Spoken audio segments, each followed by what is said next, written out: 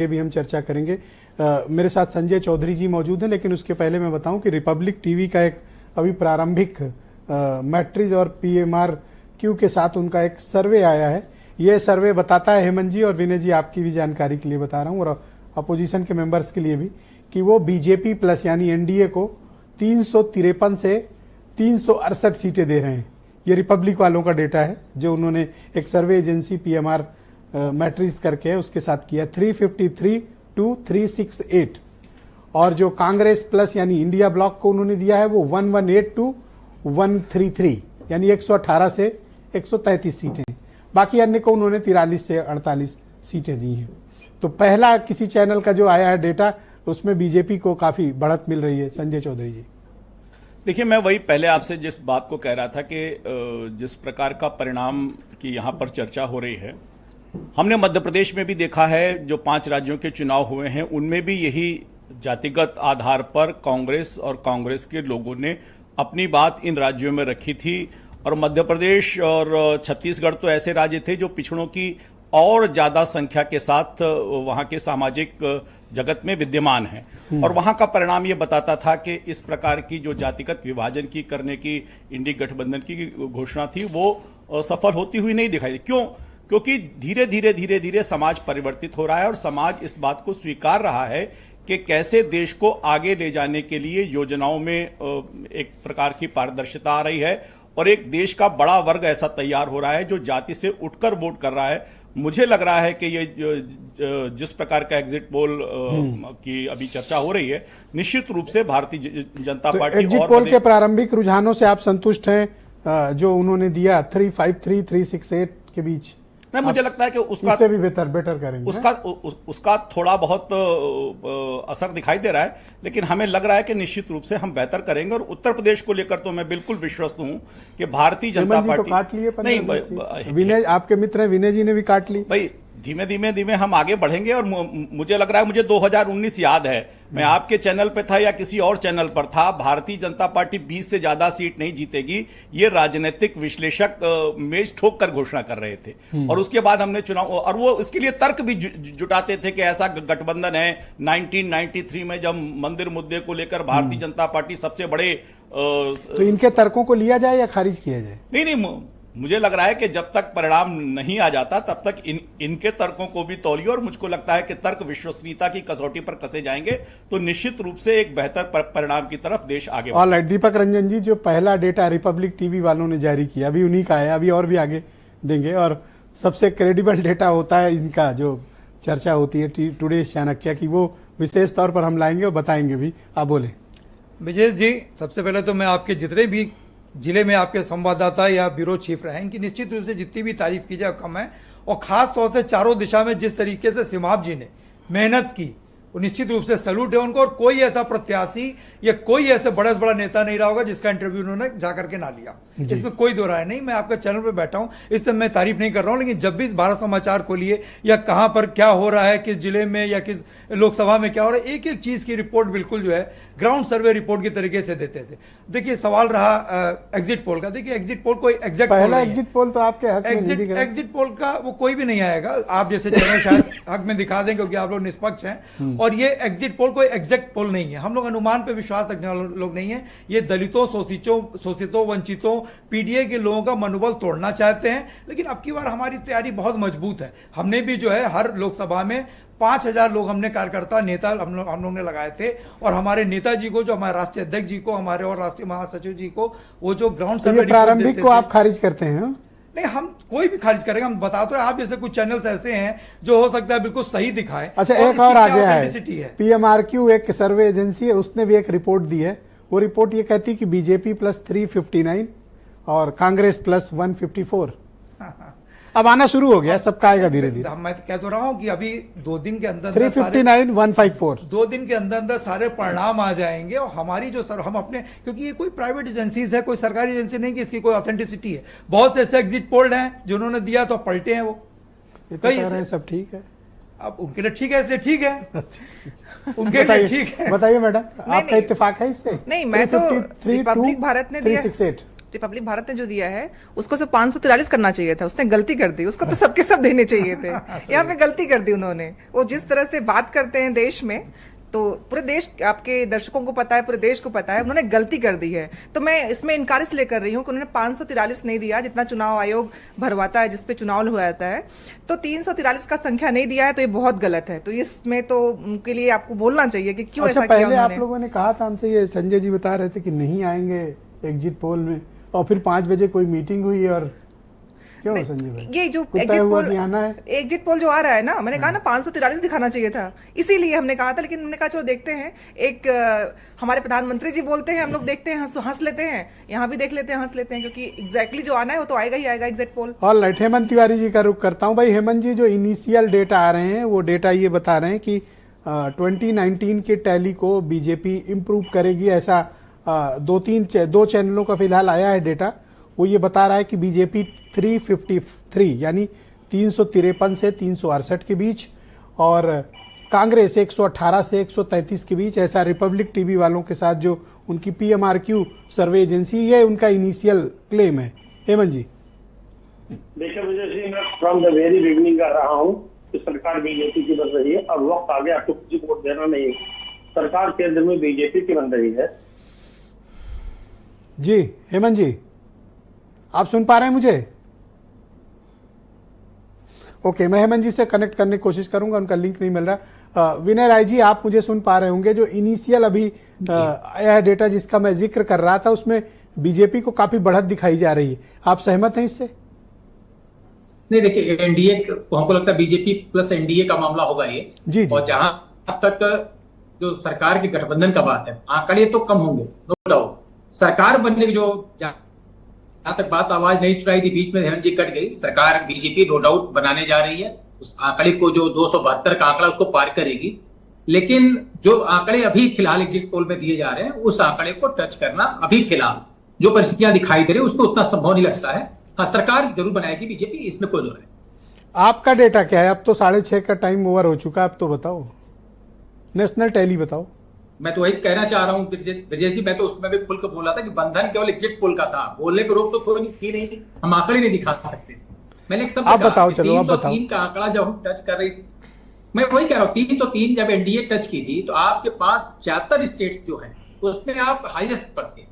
ये आखिरकार ये आंकड़े कहां से बढ़ जाएंगे? हम कह रहे हैं बंगाल में बहुत अच्छा बीजेपी ने परफॉर्म किया है, ऐसा माना जा रहा है कि वहां पे 5 से 6 सीटें बढ़ सकती हैं। उड़ीसा के बारे में कहा जा रहा है वहां पे 3 से 4 सीटें बढ़ेंगी कम से कम। फिर ये हो रहा था कि आंध्रा में सीटें घटेंगी, जो परिस्थितियां दिख रही थी। कर्नाटक में, आंध्रा में 1 सीट बढ़ सकती है, कर्नाटक में घटेगी। महाराष्ट्र में अगर जितनी है उतनी भी रह जाए और बिहार में जितनी है उतनी भी रह जाए, तभी ये आंकड़ा टच नहीं करता है। लेकिन हेमंत जी का तो काफी दौरा लगता रहता है महाराष्ट्र में। जितनी सीटें हैं उतनी सीटें को बचा के रख पाना चुनौतीपूर्ण है, क्योंकि आंकड़े जो अभी आपके ग्राउंड रिपोर्ट जिस तरीके से रिपोर्टर ने दिया, पहले कहना बड़ा आसान था कि मार्जिन अच्छी होती थी, 1.5 लाख 2 लाख 3 लाख की मार्जिन होती थी, तो आदमी आकलन आसानी से कर लेता। लेकिन एक लोकसभा में जहां पे लगभग 2200 से लेकर 2400 इलेक्शन बूथ बनाए गए, वहां पर अगर मार्जिन 25,000 और 35,000 और 50,000 के अंदर का है तो आकलन करना कठिन हो जाता है। और हम लोगों ने आमतौर पर देखा कि जब पहले बैलेट पेपर खुलता था और आधे घंटे में जिसको बढ़त दिखती थी उसी को लेकर हम लोग उड़ लेते थे, उसके 2 घंटे और परिणाम कुछ और हो जाते। तो परिस्थितियां अभी ऐसी है कि जिस तरीके से सैंपल, हम किसी के सर्वे पर हम सवाल नहीं उठाएंगे क्योंकि इन लोगों ने भी मेहनत की होगी, कुछ लोगों से पूछा होगा, लेकिन आज का मतदाता जागरूक है।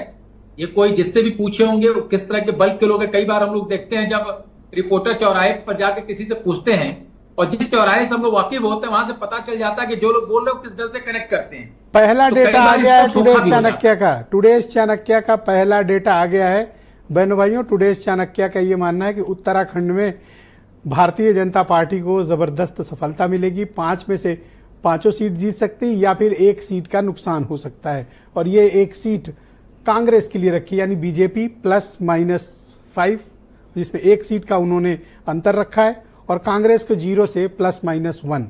ये उत्तराखंड की टैली आई है जो सीट का प्रोजेक्शन दिया है टुडेज चाणक्य ने। और ये टुडेज चाणक्य का ये जो डेटा है ये उत्तराखंड का है।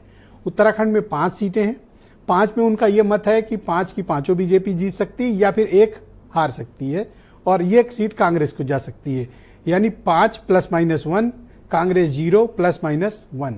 ये ऑफिशियल डेटा अभी टुडेज चाणक्य ने उत्तराखंड के परिप्रेक्ष्य में जारी किया है। अभी और डेटा भी हमारे पास पहुंचेंगे, फिलहाल उत्तराखंड का ये डेटा है। हाँ विनय जी, कंटिन्यू। नहीं, ये तो उत्तराखंड का जो सर्वे दिया है इन्होंने वो काफी हद तक सही है, क्योंकि एक सीट का अनुमान जितने लोगों से उत्तराखंड में हम लोग की बात हो रही थी, उनका कहना था कि एक सीट यहाँ पे लूज करते कांग्रेस को एक सीट मिल सकती है। लेकिन परिस्थितियां जब ये आप स्टेट वाइज आप जाएंगे तो सबसे रोचक तब होगा जिस स्टेट से आप ज्यादा कनेक्ट करते हैं, जहां पे आपका बार बार का आना जाना है, जहां पे ज्यादा आप मतदाताओं से अपने आप को रूबरू पाए हैं, जब उसके आंकड़े आते हैं तो समझ में आ जाता है।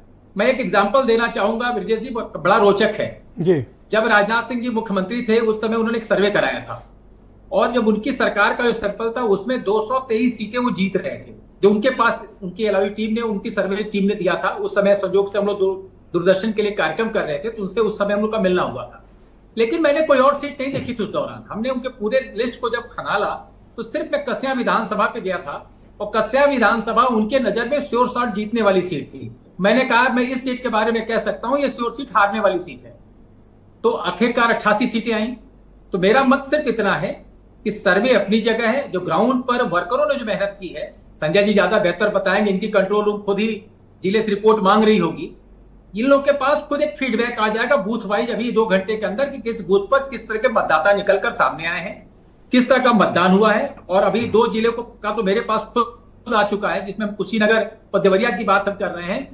जो 3.5 लाख की जीत कुशीनगर में दर्ज हुई थी वो 50,000 के अंदर कर दीजिए, और कमोबेश यही स्थिति आपकी देवरिया की बनी हुई है। कौन जीतेगा कौन हारेगा कहना मुश्किल है। तो आपके मुताबिक कुशीनगर और देवरिया बीजेपी को दे रहे हैं आप? मैं अभी बहुत ही दुविधाजनक स्थिति में हूं। जो अभी 1 घंटे पहले तक मेरी जो बात हुई है जी, आप तमकोही विधानसभा हार रहे हैं, फाजिल नगर टफ लड़ाई में है, पथरदेवा हार रहे हैं, देवरिया सदर की सीट है भाजपा परंपरागत जीतती रही है, इससे उसको देख रहे हैं, कारखान रामपुर में हार रहे, जो स्थानीय रिपोर्ट आ रही जी।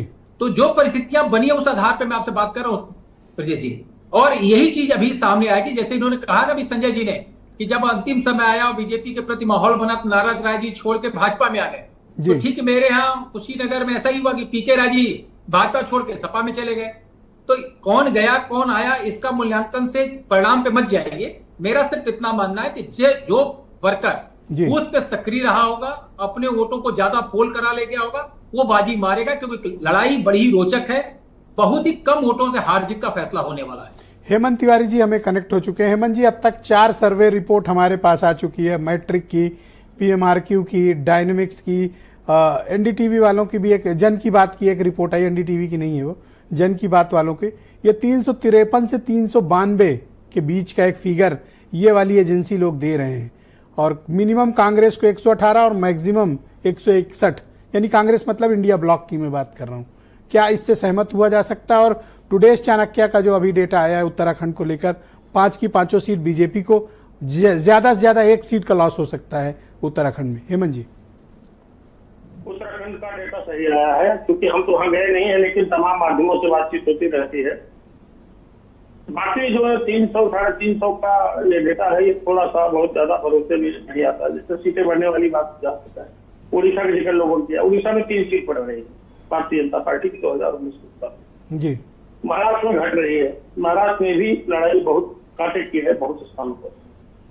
तो मेरा अपना मानना है कि 300 के इर्द गिर्द भारतीय जनता पार्टी और NDA, Bharatiya Janata party lead NDA 300 305 इसके आसपास की सीटें रहेगी।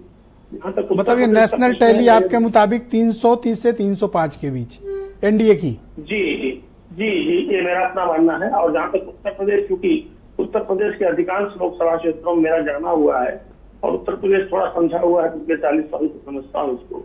उत्तर प्रदेश के बारे में मैं मेरे एक बहुत प्रिय मित्र है, छोटी सी बात बता दूं, पिछले 3 चुनाव से हमारी उनकी बातचीत होती है, और उनका अपना असेसमेंट बहुत सटीक जाता है, लगभग सटीक जाता है, टुडेज चाणक्य से भी सटीक उनका इंडिविजुअल रहता है। एक बड़े ग्रुप में काम करते हैं। उन्होंने इस बार कहा कि 70 ±2 सीट्स होगी बीजेपी की। मैं उनसे इत्तेफाक नहीं, तथ्यों के हिसाब से 10 बार मेरा उनसे डिस्कशन हुआ, सीट वाइज डिस्कशन हुआ, तो अंततोगत्वा मैं इस निष्कर्ष पर पहुंचा कि भारतीय जनता पार्टी को इस बार उत्तर प्रदेश में 2019 के मुकाबले किसी प्रकार का नुकसान नहीं हो रहा है। हालांकि जो हम देख रहे हैं, जैसे विनय राय जी ने बताया, बहुत सही बात बताई।